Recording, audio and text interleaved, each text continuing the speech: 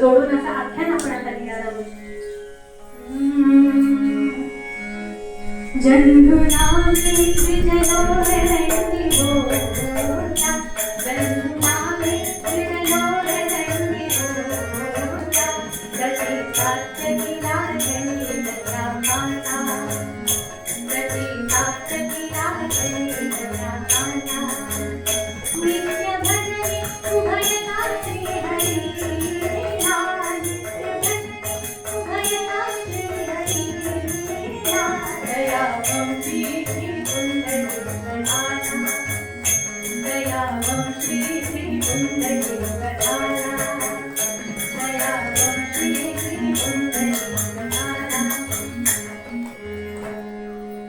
कळलं असेल कुठली कथा आपण आज ऐकणार आहोत. भक्त पुंडलिकाची कथा आज आपण ऐकणार आहोत. उतार वयात झालेला मुलगा दिसायलाही सुंदर, उतार वयात झालेला मुलगा दिसायलाही सुंदर, नवसाने झाल्यामुळे अतिशय कौतुकाचा. मुलगा नवसाने झाला होता. बालपणात त्याचं फार फार कौतुक झालं, कारण मुलगा अतिशय हुशार होता. त्याचं नाव पुंडलिक असं ठेवलं. आई वडिलांना तर स्वर्ग ठेंगणा झाला होता. आई वडिलांना काय झालं? स्वर्ग ठेंगणा झाला. आणि बघता बघता हा मुलगा 16 वर्षांचा झाला. आणि 16 वर्षांचा झाल्यानंतर त्याच्या वडिलांच्या मनात असा विचार आला की आता आपण याचा विवाह करून देऊ. काय विचार आला मनात? आपला मुलगा 16 वर्षांचा झालाय, तर आपण आता याचा विवाह करून देऊ. पूर्वी मुलं 16 वर्षाची झाली की विवाह होत असत, आणि मुलींचं वय त्याही पेक्षा कमी असते. 11-12 वर्षांची मुलगी झाली की विवाह करून देत असत. कारण जोपर्यंत मुलगी ही कन्या अवस्थेमध्ये आहे तोपर्यंतच तिचं दान सांगितलंय, म्हणून कन्यादान. आपण जे लग्नामध्ये करतो कन्यादान, मुलगी कन्या अवस्थेमध्ये आहे तोपर्यंतच तिचं दान करायचं, म्हणून कन्यादान. पण आता काळानुसार, बदलत्या कायद्यांनुसार, नवीन नियमांनुसार आतापर्यंत मुलीचं वय हे 18 पूर्ण लागायचं आणि 21 वर्ष पूर्ण मुलाचं वय लागायचं. पण आता अजून त्याच्यात बदल केलेत त्यांनी, सरकारने. आता मुलीचं 21 वर्ष वय पूर्ण हवंय आणि मुलाचं 24 वर्ष वय पूर्ण हवंय. पण पूर्वी असं काही नव्हतं. पूर्वी 16वं वर्ष लागलं मुलाला की त्याचा विवाह करून देत असत. आणि असाच पुंडलिकाच्या वडिलांनी सुद्धा विचार केला की आपल्या मुलाचा विवाह करून देऊ. विवाह करण्यासाठी मुलगी बघायला पाहिजे. छान अशी मुलगी पण त्यांनी पाहिली. छान मुलगी पाहिली आणि दोघांचा विवाह करून दिला. विवाह अगदी थाटात झाल्यावर का, पण विवाह झाल्याबरोबरच या पुंडलिकाची चाल बदलली. स्त्री विषयाची धुंदी त्याच्या डोळ्यांवर एवढी चढली की त्यानं आपल्या आई वडिलांचा अपमान करण्यास सुरुवात केली. त्याने पावलोपावली आपल्या आई वडिलांचा अपमान करायला सुरुवात केली त्याने. आणि आपल्या आई वडिलांना फडफड बोलायला सुद्धा त्याची जीभ धजावली नाही हो. आता असे पुंडलिक आपल्याला जागोजागी घराघरांमध्ये दिसतात. आई वडिलांचा आदर केला जात नाही. वृद्धाश्रमांची संख्या वाढत चालली. स्वतःच्या जन्मदात्या आई वडिलांना सांभाळायला कुणाकडे वेळ नाही. स्वतःच्या जन्मदात्या आई वडिलांना सांभाळायला वेळ नाहीच नाही, स्वतः जन्माला घातलेल्या मुलांनाही सांभाळायला वेळ नाही. हे दोघे नवरा बायको ऐकतील. वर्क फ्रॉम होम म्हणजे वर्क फ्रॉम होम असूनही घरात असून नसल्यासारखे असतात. यांची मुलं पाळणार घरात, आई वडील वृद्धाश्रमात आणि हे दोघं राजाराणी घरात. आत्ताची परिस्थिती आहे, वास्तव आहे. आणि अशी स्त्री विषयाची धुंदी त्या पुंडलिकाच्या चेहऱ्यावर पडली, त्याच्या मनाला पडली आणि तो पुंडलिक त्या बायकोच्या अधीन झाला. एकची धुंदी नयनी, एकची धुंदी नयनी, पत्नी सन्मुख सदा हवी त्याच्या, ऐकुनी बोलत याचे होतो चित्ता सदा हवी त्याच्या. स्त्री विषयाची धुंदी त्या पुंडलिकाच्या चेहऱ्यावर चढली, नजरेत चढली. आणि त्या पुंडलिकाच्या घरी एकही दिवस असा गेला नसेल जेव्हा त्या पिता पुत्रांमध्ये वाद झाली नसतील. रोज भांडणं, रोज काही ना काहीतरी वाद, रोज मतभेद. शेजारच्या नंतर हे रोजच प्रकरण आहे म्हणून शेजारच्यांनी तर दुर्लक्ष करायची सुरुवात केली होती. पण एके दिवशी या पुंडलिकाचं आणि त्याच्या वडिलांचं भांडण एवढं पेटलं, एवढं जोराने वाढलं की आज आपला हा मुलगा आपल्या वडिलांना मारतो की काय अशी शंका शेजारच्यांना वाटू लागली. मग शेजारचे एक काका, त्यांना वाटलं आता आपण मध्यस्थी करणं गरजेचं, नाहीतर हा काहीतरी वेगळं वाईट काहीतरी करून बसेल. म्हणून ते शेजारचे काका पुंडलिकाला समजवायला आले आणि त्याला म्हणतायत,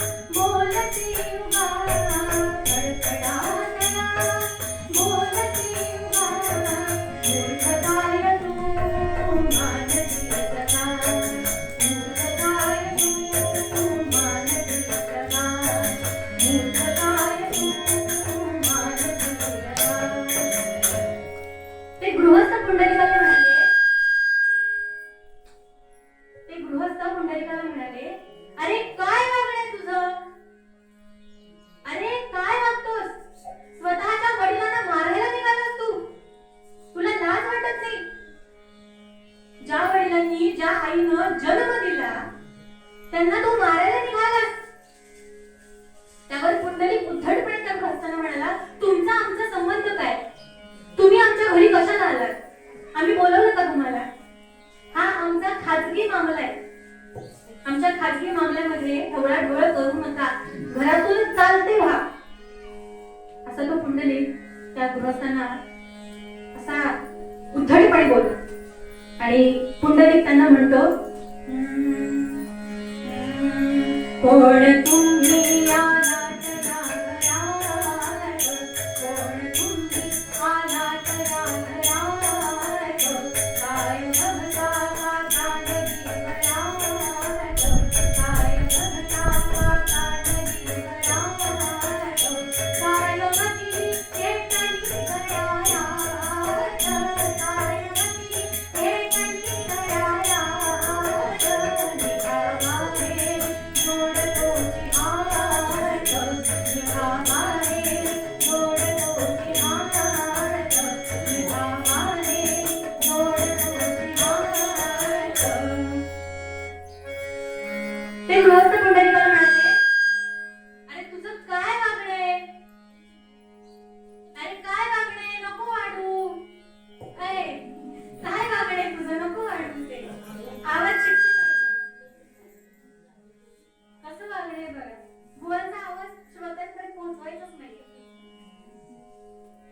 हॅलो.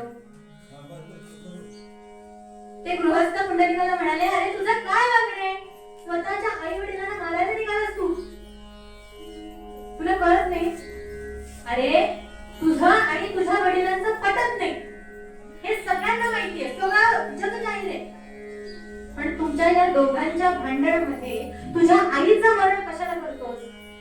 तुझ्या आईची मरमर होते ते तुला दिसत नाही. जिने तुला जन्म दिला, जिनं तुला तळहाताच्या खोडाप्रमाणे जपलं, जिनं तुला अंगा खांद्यावरती खेळवलं आणि सगळ्यात महत्वाचं जिनं तुला तिचं दूध पाजलं, अशा आईचा जरा तरी विचार कर पुंडलिका. पुंडलिक त्या गृहस्थांना उद्धटपणे म्हणाला, तिनं मला तिचं दूध पाजलं हे काय माझ्यावरती उपकार केले का? तिनं तिचं दूध पाजलं हे काय माझ्यावरती उपकार केले का? तिनं जर ते दूध मला पाजलं नसतं तर अख्ख्या जगाने तिला वेडी म्हटलं असतं आणि तिच्याच आरोग्याला धोका झाला असता, म्हणून तिनं मला ते दूध पाजलं.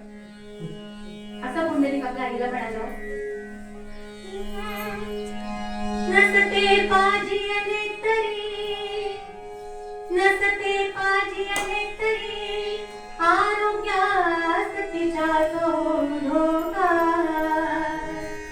नसते पाजियले तरी आरोग्यास तिच्या धोका. म्हणती मग जन सारे, म्हणती मग जन सारे, आई का भूत हाडता होता.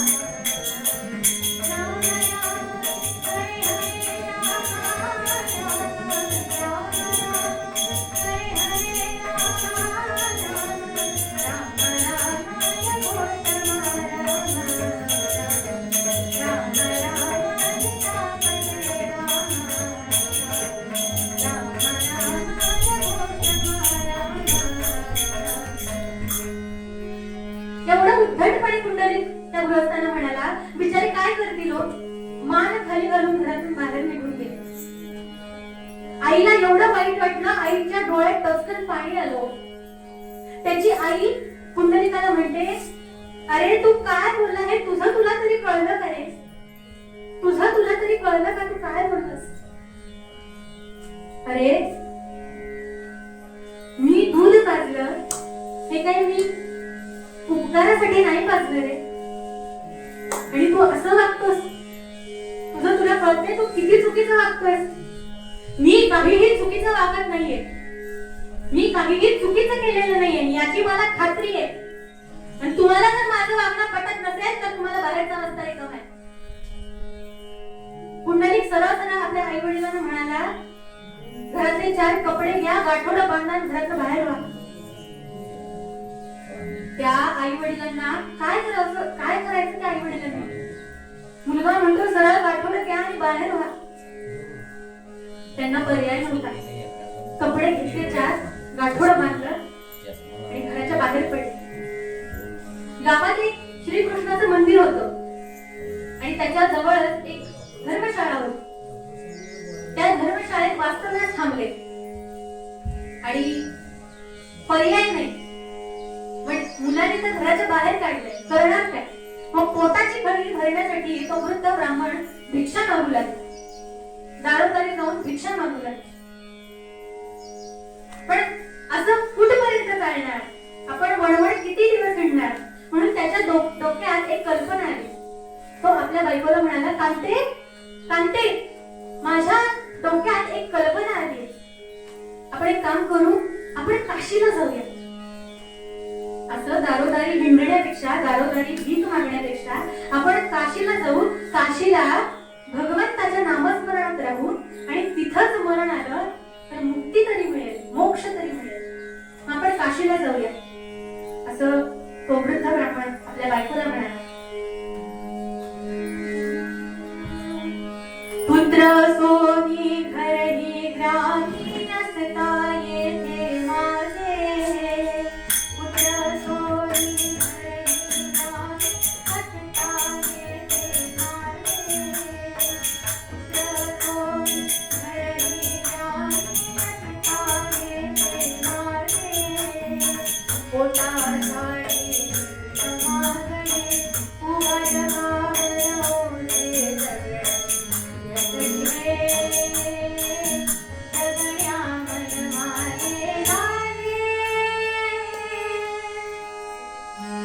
वृद्ध ब्राह्मण म्हणाला, अगं असं वळवळ फिरण्यापेक्षा काय करायचं, आपण एक काम करू, आपण काशीला जाऊया, तिथं मरण आलं तर मोक्ष तरी मिळेल.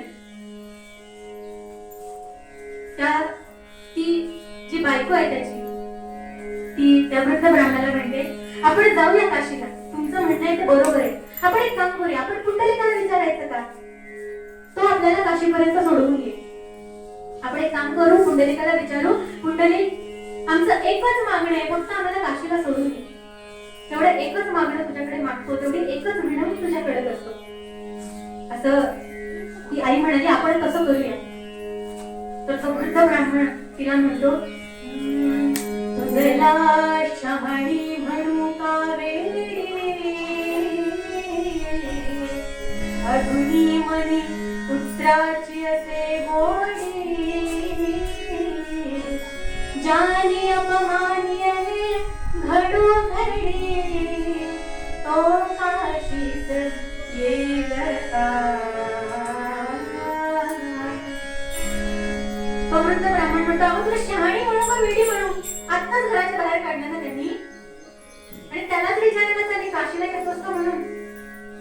तर ती पत्नी आपल्या पतीला समजावते, आपल्या दोघांना एवढा लांबचा प्रवास शक्य नाही, आपण जर आपल्या मुलाला पुंडलिकाला सोबत घेऊन गेलो तर आपला प्रवास सुखाचा होईल, आणि आपण फक्त त्याला विनंती करूया की बाबा रे काशीला सोडून या, मी तुला बाकी काही त्रास देत नाही.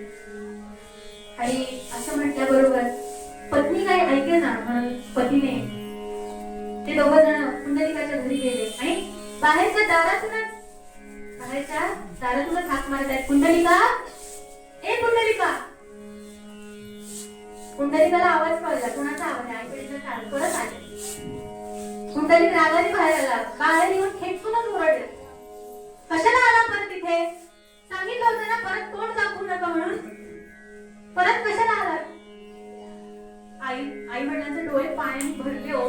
आई म्हणाली, पुंडलिका, आम्ही काही मागायला आलो नाही किंवा तुझ्या घरी राहायला आलो नाही, आमची फक्त एकच इच्छा आहे की आम्हाला काशीला जायचंय, तेवढं आम्हाला सोडून येतोस का. आम्ही तुझ्या संसारात नंतर कधीही ढवळाढवळ करणार नाही, तुम्ही दोघं राजा राणी सुखात राहा, आनंदात राहा, पण आम्हाला तेवढं काशीला सोडून येशील, काशीला सोडून येतोस का, असं ती विनंती करते. पुंडलिक स्वतःच्या आईला म्हणतो, तिकडे असणाऱ्या दगडाचा मी देव मानत नाही, दगडाचा देव मी मानत नाही, त्यामुळे तुम्हाला काय करायचे ते करा, परत तिकडे येऊ नका, आणि शक्य झाल्यास तिकडेच अखेरचा श्वास घ्या, असं पुंडलिक आपल्या आईवडिलांना म्हणाले. दोघं हतबल झाले, काही करू शकत नव्हते, कपडे उचलले आणि तसेच चालत काशीला जायला निघाले. त्याच दरम्यान पुंडलिकाची बायको, तिची एक मैत्रीण होती, तिची मैत्रीण त्यावेळी काशीला जाऊन आली होती, आणि तिनं सगळं प्रवास वर्णन काशीचं आपल्या मैत्रिणीला सांगितलं. म्हणाली, जोपर्यंत जो माणूस काशीला गेला नाही त्याचं जीवन व्यर्थ आहे. म्हणाली, काशी किती सुंदर आहे, किती छान आहे, असं तुम्ही एवढं छान वर्णन केलं. आणि बायकांचं असतं बघा, हिनं केलंय ना, मी पण सांग, मी तुमच्याबद्दल बोलत नाही बरं का, दुसऱ्या बायकांबद्दल बोलते. म्हणजे हिनं जर गुलाबी साडी घेतली ना, मी लाल रंगाची साडी घेणार, तिनं 10,000ची घेतली ना, मी 12,000ची घेणार, 15ची घेणार, 20ची घेणार, तिच्यापेक्षा कमीपणा नको असतो. तुमच्याबद्दल बोलते का मी, नाही, दुसऱ्या बायकांबद्दल.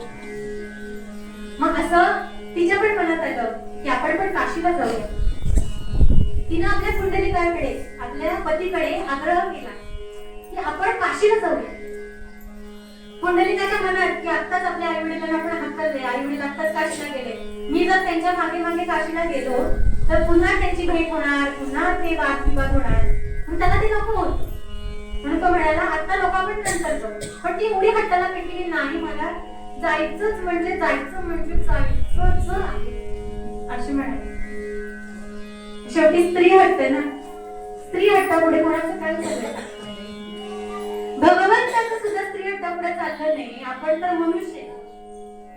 आणि हे नवरा बायकोचं नातं असतं ना, ते अगदी विलक्षण असतं, अगदी विलक्षण असतं. म्हणजे बायको ही नवऱ्याशिवाय अपूर्ण असते आणि नवरा हा बायकोशिवाय अपूर्ण असतो. आणि जेव्हा बायको घरी नसते किंवा आता समजा एखादी बायको म्हणाली बाबा मी माहेरी चालली, नवरा लगेच म्हणतो बाई जा 2 महिने काही येऊ नकोस, तिकडच राहा.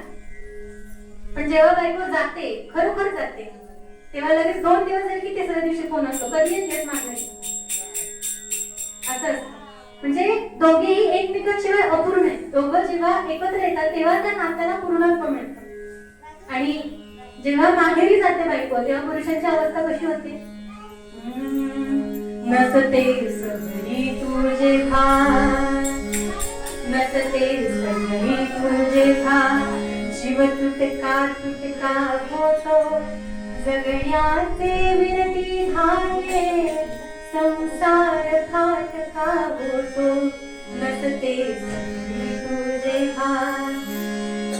नव फाटून वीज पडावी, कल्लोळ कसा ओढवतो, नव फाटून वीज पडावी, कल्लोळ कसा ओढवतो, ही धरा दिशाहीन होते, ही धरा दिशाहीन होते, अन चंद्र कोरता होतो, नसते सगळी तुझे भान, जीव तुटका तुटका होतो, जगण्याचे विरती धागे, संसार फाटका होतो, नसते सगळी तुझे भान. अशी परिस्थिती असते माणसांची. त्यामुळे महिलांनी सुद्धा, महिला वर्गाने सुद्धा जेव्हा माघारी 2 दिवसात माघारी यावं, रात जास्त धरू नये, असं विलक्षण नातं नवरा बायकोच असतं. आणि या नात्याची तुलना म्हणजे या नवरा बायकोच्या नात्याची तुलना दुसऱ्या कुठल्याच नात्याशी नसते. लक्ष देऊन ऐका मी काय म्हणते.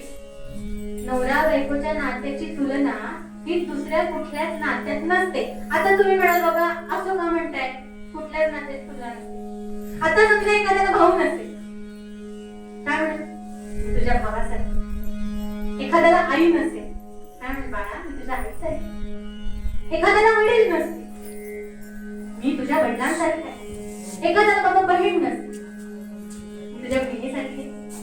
एखाद्याला जर नवरा नसेल, बाई म्हणणार आहे का तुम्ही काही काळजी करू नका, मी अगदी तुमच्या बायकोसारखी आहे. किंवा एखाद्याला जर नवरा नसेल, बायको नसेल, तर तो माणूस म्हणणार आहे तुम्ही काही काळजी करू नका, मी अगदी तुमच्या नवऱ्यासारखी. हे नातं विलक्षण असतं.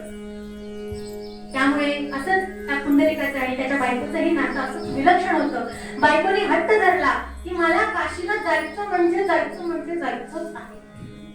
मग पुंडलिक शेवटी स्त्री हट्ट पुढे काय करणार. त्यामुळे पुंडलिकाने सुद्धा कसा पुंडलिक म्हणजे त्याचं मन स्वतःला खात होतं, त्यामुळे तो जरा हो नाही त्याचं चाललं होतं. तरी आपली ती लाडाने आपल्या पुंडलिकाला म्हणते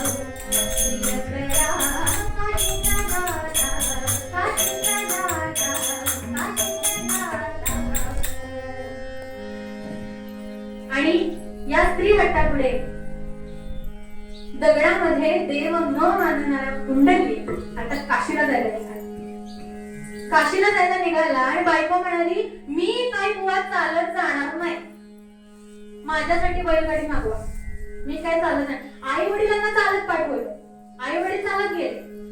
ही बायको म्हणाली मी काय चालत जाणार नाही बुवा, माझ्यासाठी गाडी मागवा.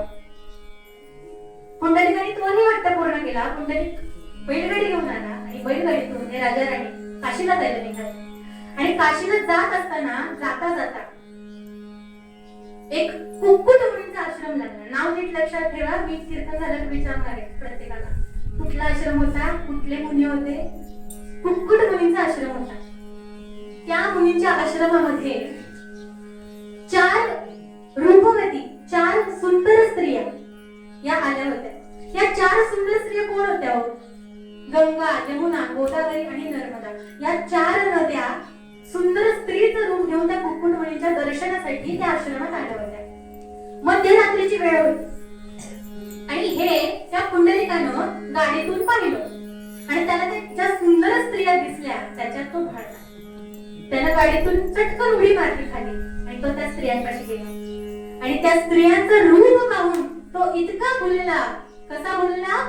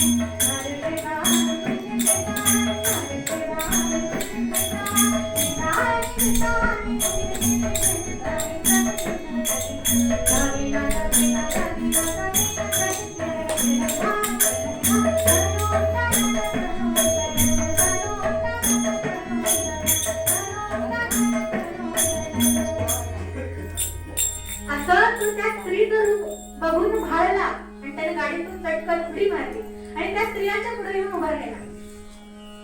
त्या स्त्रियांना म्हणाला, तुम्ही कोण आहात? कुठून आलात? इथे काय करताय? आणि त्यानं पाहिलं की इथं कुक्कुट मुनीचा आश्रम आहे. आतमध्ये मुनी ध्यानस्थ बसले होते आणि त्या 4 स्त्रिया मध्यरात्रीच्या वेळी कुक्कुट मुनीच्या आश्रमात आल्या. हे त्याला जेव्हा कळलं तेव्हा त्याच्या मनात पाप आले. त्याच्या मनात संशय आला की या स्त्रिया एवढ्या सुंदर असणाऱ्या बायका या कुक्कुट मुनीच्या आश्रमामध्ये काय करतात? त्याच्या मनात पाप आले. तो आतमध्ये गेला, बघितला मुनी ध्यानस्थ बसले होते आणि मनातल्या मनात म्हणतो, एवढे दाढी मिशा वाढवलेले, भगवे वस्त्र नेसलेले, गळ्यात रुद्राक्षाच्या माळा घातलेले, असं वाटतं कोणीतरी महापुरुष आहे आणि असे पाप करतात. मग त्या स्त्रियांना त्याने विचारलं, तुम्ही आज जायचं नाही, तुम्ही कशासाठी आला तिथे मला आधी सांगा. त्या स्त्रियांना भयंकर राग आला, हा आम्हाला अडवणारा कोण? त्या स्त्रिया त्यांच्या मनात त्यांना समजलं होतं हा संशयी माणूस आहे. त्या स्त्रिया त्या पुंडलिकाला म्हणाल्या की तू आम्हाला सांगणार कोण की आम्ही कुठं जायचं कुठं नाही? आम्ही पूर्णपणे स्वतंत्र आहोत. आम्ही मुलीचं दर्शन घ्यायला आलं, पण तुझ्या मनात संशय आहे आणि तू पापी आहेस असं म्हणून त्या धक्का मारून पुंडलिकाला घेऊन निघून गेला. पुंडलिकाला भयंकरच राग आला. पुंडलिक आत गेला आश्रमामध्ये. कुक्कुट मुनी ध्यानस्थ बसले होते. त्यांना कोण आलं कोण गेलं हे सुद्धा त्यांना माहित नव्हतं. त्यानं कुक्कुट मुनीची दाढी धरण्याचा प्रयत्न केला की हा ढोंगी माणूस इथं बसलेला आहे, त्याच्या मनात पाप आहे. दाढी धरण्याचा प्रयत्न केला, उठायचा प्रयत्न केला. तेवढ्यात कुक्कुट मुनी तिथून गुप्त झाले. त्याच्या हातात भयंकर नाग सर्प आला, विषारी सर्प आला आणि तो घाबरला. ते पाहून घाबरला. त्याच्या मनात भीती आली की ऋषींचा अधिकार ओळखला नाही, माझी चूक झाली. आणि त्यानं ऋषींची क्षमा मागितली. ऋषी, तुमचा अधिकार मला कळला नाही हो, मी फार तुम्ही चुकीचं वागलो, मी फार चूक केली, मला याच्यातून वाचवा. मग तेव्हा अशी प्रार्थना केल्यानंतर मुकुटमणी तिथं प्रकट झाले आणि त्याच्या हातातला सर्प सुद्धा गायब झाला आणि ते मुकुटमणी त्या पुंडलिकाला म्हणाले,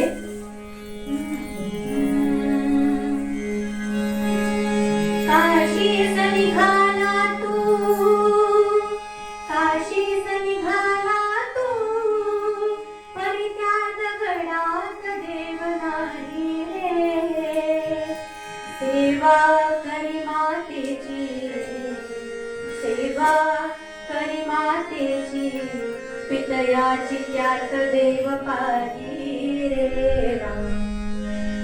कुकुटमुनींनी त्याचं नाव घेऊन त्याला म्हणाले, पुंडलिका अरे तू काशीला निघालायस, पण त्या काशीमध्ये देव नाहीच आहे. देव कुठे आहे?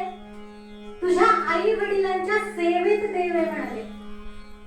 त्याला त्या पुंडलिकाला कुकुटमुनींनी एवढं छान समजवलं की त्याच्या मनावर एवढा खोलवर त्याचा परिणाम झाला की तो म्हणाला, मी आतापर्यंत माझ्या आई वडिलांची किती वाईट वागलो.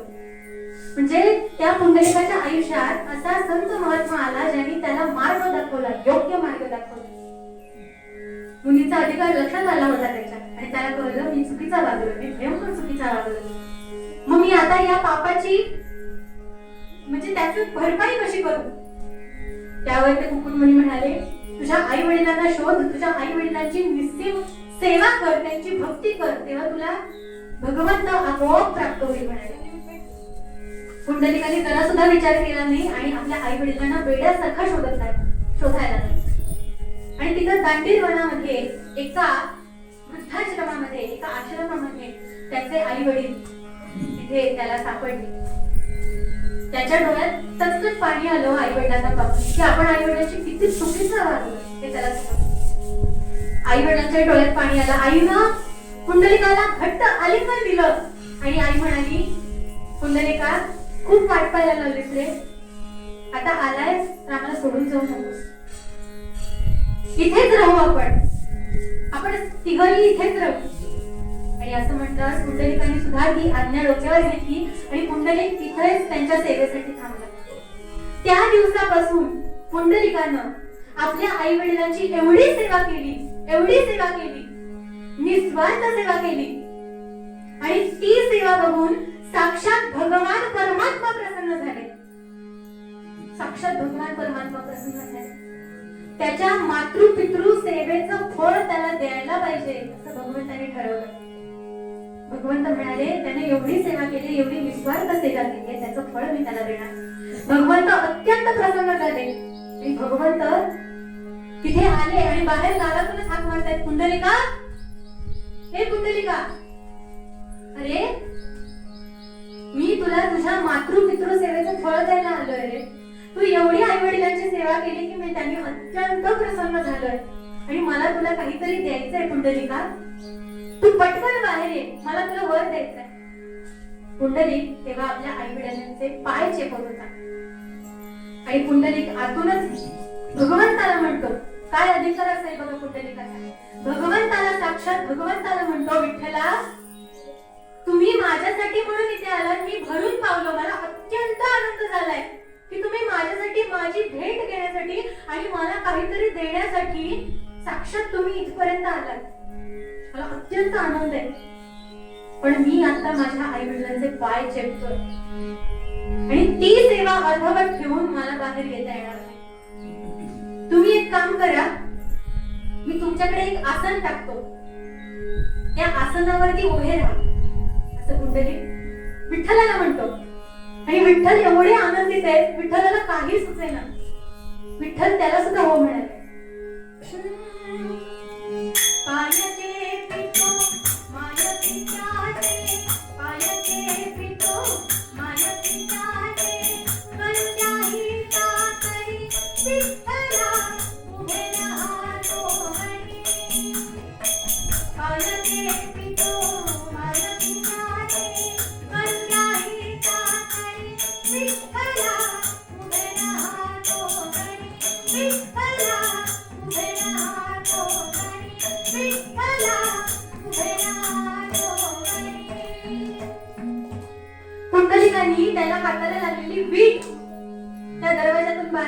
भिरकावली आणि पुंडलिक भगवंताला सांगतो, भगवंता तुमचं स्वागत करणं हे माझं कर्तव्य आहे, पण मी माझ्या आता आई वडिलांच्या सेवेत आहे, त्यामुळे मी तुम्हाला ही वीट देतो आहे, त्याच्यावर तुम्ही उभे राहा. थोडा वेळ वाट पहा, मी यांची सेवा पूर्ण झाली की मी बाहेर येतो. पांडुरंग सुद्धा त्या विटेवरती उभे राहिले. काय प्रसन्न झाले असतील त्याच्यावरती, विचार करा. पुंडलिकाची वाट पाहत विठ्ठल बाहेर थांबले. वीट आहे, विटेवरती उभे राहिले. कसे उभे राहिले? सुंदर ते धान, सुंदर ते धान उभे विटेवर.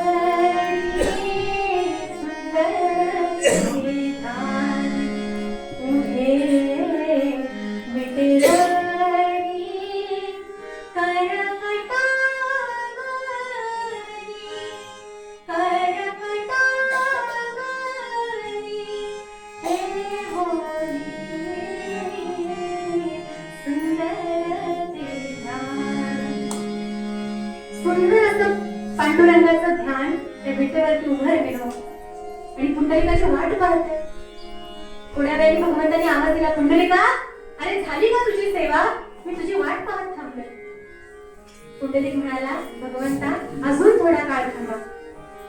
भगवंत म्हणाला, पुंडलिका अरे तुला बाहेर यायला वेळ नाही आणि मला इथे थांबायला वेळ नाही. म्हणजे बघा, भगवंत सुद्धा आपल्या भक्ताची वाट पाहत असतो. आता पंढरपुरामध्ये एवढे वारकरी आहेत, तुम्हाला काय वाटतं की फक्त वारकऱ्यांना ओढ आहे का भगवंताच्या दर्शनाची? फक्त त्या विठूचं दर्शन घेण्याची ओढ फक्त वारकऱ्यांना किंवा भक्तांना आहे का हो? त्याच्या पांडुरंगाला सुद्धा आपल्या भक्तांची ओढ असते. माझा भक्त मला कधी भेटायला येतोय याच्यासाठी पांडुरंग आतुर झाले.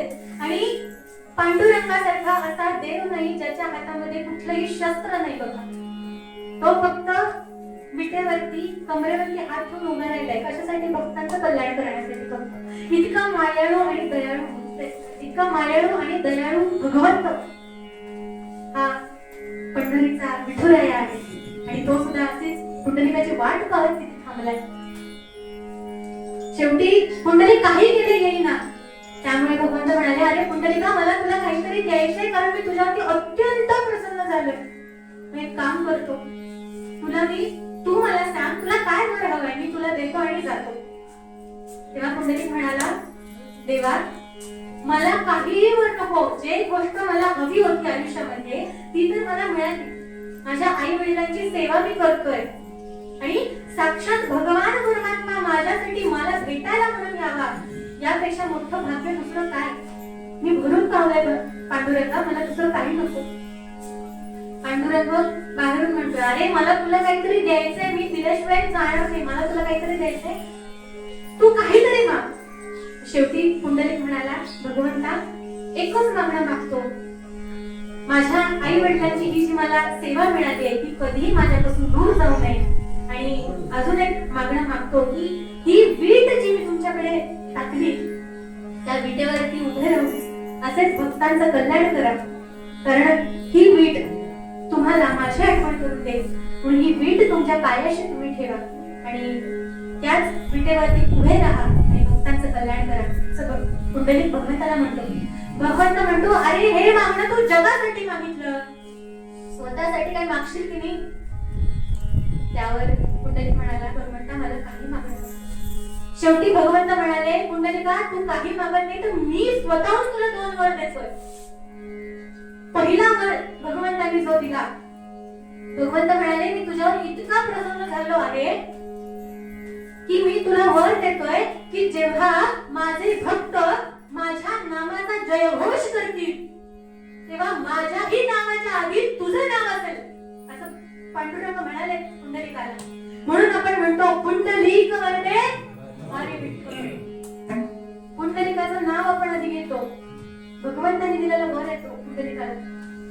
आणि भगवंत म्हणाले, पुंडलिका तुला अजून एक दुसरा वर देतो, जेव्हा पंढरपुरामध्ये माझे भक्त माझे वारकरी जेव्हा माझं दर्शन घेण्यासाठी येतील तेव्हा पंढरपुरामध्ये सर्वप्रथम चंद्रभागेत स्नान केल्यानंतर सर्वात आधी तुझं दर्शन घेतील आणि मग माझ्या दर्शनाला येतील असं म्हणाले. काय अधिकार असावा, काय पुंडलिकाला काय कमवलं हो पुंडलिकाने. पुंडलिक आधी कसा होता आणि जेव्हा त्यानं आई वडिलांची सेवा केली त्यानंतर तो कसा झाला. बघा, मातृ पितृ सेवेचं हे फळ आहे, हे पुंडलिकाला मिळालं. कशामुळे मिळालं? कुक्कुट मुलींनी त्याला योग्य मार्ग दाखवला म्हणून मिळालं. आपल्या पण आयुष्यात असंच आहे मंडळी, आपल्या पण आयुष्यात योग्य मार्ग दाखवण्याची गरज आहे आत्ताच्या पिढीला. आत्ताची पिढी आपली भयंकर भरकटत चालली याची आपल्याला जाणीव नाही. पण जेव्हा आपल्या हिंदू धर्मावर, हिंदू संस्कृतीवर जेव्हा परकीयांचं आक्रमण होईल ना, त्यावेळी आपले डोळे उघडतील. आणि त्यासाठी आपण प्रयत्न, जसं मी सारखं कीर्तनामध्ये सांगत असते, आपल्या मुलांना आपले संस्कार शिकवा, आपली संस्कृती शिकवा, आपला हिंदू धर्म काय आहे याची जाणीव करून द्या, जेणेकरून त्यांना आपल्या हिंदू धर्माचा अभिमान राहील, स्वाभिमान राहील. आणि त्यांना आपल्या आई वडिलांचा आदर करायला शिकवा. आत्ताची मुलं साधा मोबाईल हातातून काढला तर आईला मारतात. परवा दिवशी बातमी होती टीव्हीला, त्या आईनं खूप वेळ मोबाईल खेळता म्हणून तो मोबाईल काढला आईच्या हातातून, तर त्या मुलानं आईला मारलं. 5वीतला मुलगा तो. काय भयंकर परिस्थिती पुढे निर्माण होईल याचा विचार करा. आणि आपल्या मुलांचं मनगट बळकट करायचंय आपल्याला. ते असं कशाने बळकट होणार आहे? मॅगी खाऊन बळकट होणार आहे? टीव्ही बघून बळकट होणार आहे? मोबाईल बघून बळकट होणार आहे का? त्यांना आपल्या संतांची माहिती द्या. आपले संत कसे होते ते त्यांना सांगा. सज्जन गडावरती त्यांना घेऊन जा. इथे गोंदावली आपल्या जवळच आहे, इथे त्यांना घेऊन जा. नामस्मरण करा. रोज दिवसातून एकदा तरी थोडा वेळ जाऊन ना उपासना करा.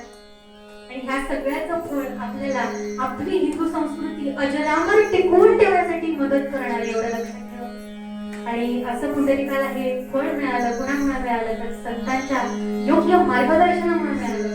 आणि म्हणूनच पूर्वपदामध्ये तुकाराम महाराज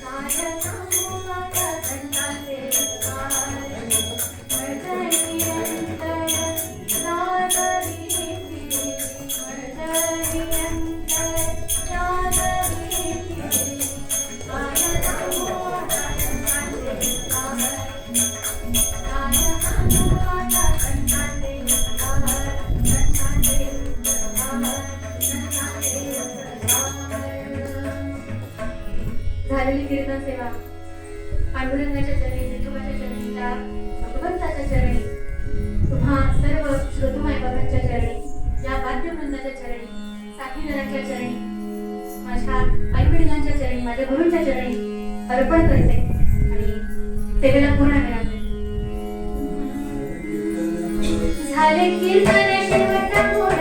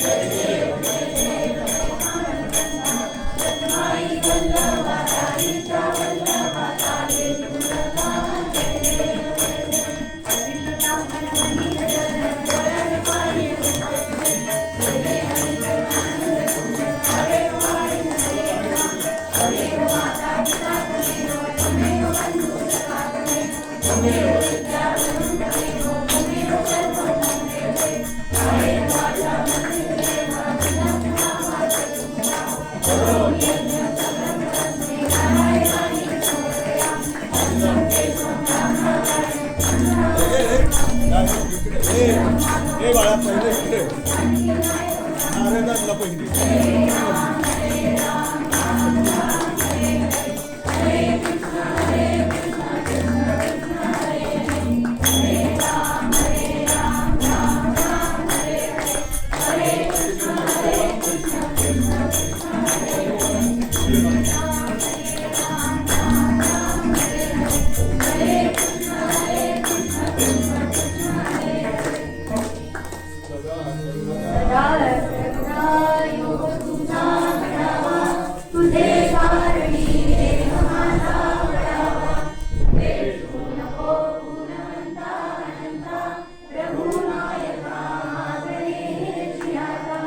प्रार्थनेला